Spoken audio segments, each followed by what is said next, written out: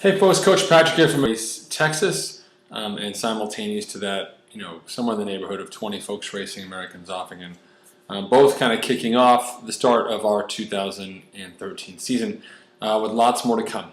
And it kind of got me thinking a little bit about how you want to handle these races. As triathletes, we only race so much in a given year that every ounce of information and data we can gather from those races becomes more and more critical. So when people ask me, should I race with a power meter? Should I race with a heart rate monitor? Absolutely, race with everything. You have a foot pod for your cadence. You have a sleep for your tracking your ZO. Use that. Get everything. Capture all that data, because that data all comes out and really kind of counters the subjective, emotional side of your story. When you talk to people about a triathlon, an Ironman, or a half Ironman after the event, it's an intense journey.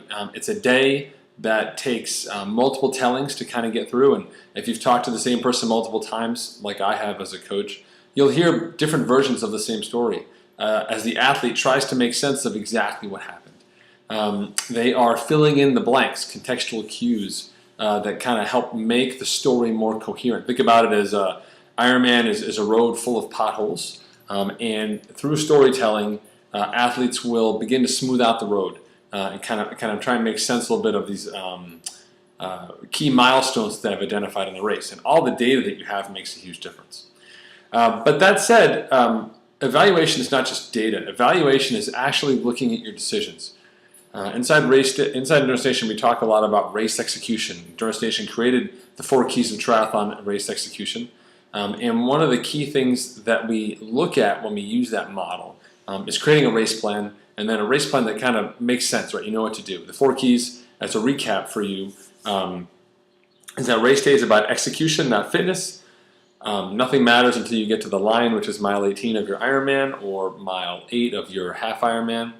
The way you get to that line is by putting yourself in a box and focusing only on what you can control.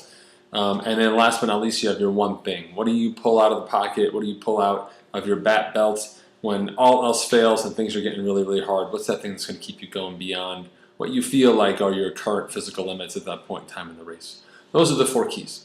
And those 4 keys help you frame all of your decisions on the day. That person just passed me on the hill. Do I go with them, not go with them? Well, are you at mile 18 on the run? No, you don't go with them. I just dropped my bottle of my only nutrition. Do I stop or do I keep going? You stop. Go back and get your nutrition safely. Nutrition is critical, especially early on in the bike. My stomach doesn't feel so right on the bike, so I'm going to try and back off a little bit on the calories. Make lots of decisions throughout the course of your day. Racing is really just that, a series of decisions around your fitness to get you from the start to the finish line. True success as an endurance athlete is not simply getting fitter and stronger. There's plenty of fit and strong men and women out there who are not peak performers because they don't have the analytical skills to take a look at where their gaps are and what has been successful, what has not been successful. And so what I really want you to think about when you're debriefing your race is not the finishing time, it's not any sort of milestones like this is where I saw someone, or this is where I passed someone, or this is where I bombed, but rather take a look at the core decisions for each of the 3 disciplines throughout the course of the day. Ideally, you've got about 3 decisions at least within each of the 3 legs where you can actually take a look and say, okay, in mile 20 on the bike, I noticed that it got really hot, so I decided to take in more fluids. Was that a good or a bad decision? You want to analyze that, because if it's a good decision, that's something that you file away and you make sure you have in the future when you have to make another similar decision, or you face another similar inflection point in a race. Whereas, if you made a decision that went wrong, for example, mile 10, the strawberry banana gel you just had, it just you get totally ill on it, it's not for you. It's not that you are suddenly allergic to strawberry banana. You made a series of decisions leading to that point, to that gel, that made it such that you could not digest that gel. What were those decisions? Was it pacing? Was it hydration?